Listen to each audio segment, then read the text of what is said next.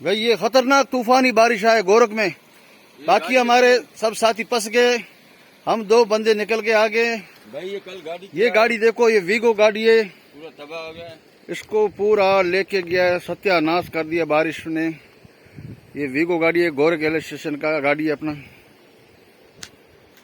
ये देख सकते हो, ये नदी चल रहा है, ये सामने नदी है और ये गाड़ी है, ये वीगो गाड़ी है भाई। इसको जो ना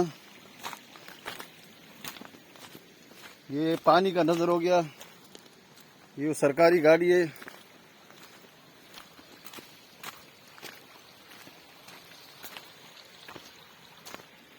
ये गाड़ी का नंबर प्लेट है और ये गाड़ी गोरख रेलवे स्टेशन में खतरनाक तूफानी बारिश आया और इस गाड़ी को भी लेके गया। इसके बंदों ने छलांग लगा के जान बचाया और ये गाड़ी का हाल देख सकते हो, पूरा गाड़ी डैमेज हो गया है।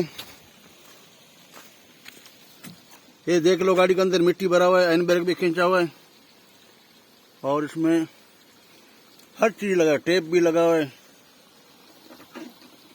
ये बंदे का रूमाल भी फंसा हुआ है, बंदा बच गया।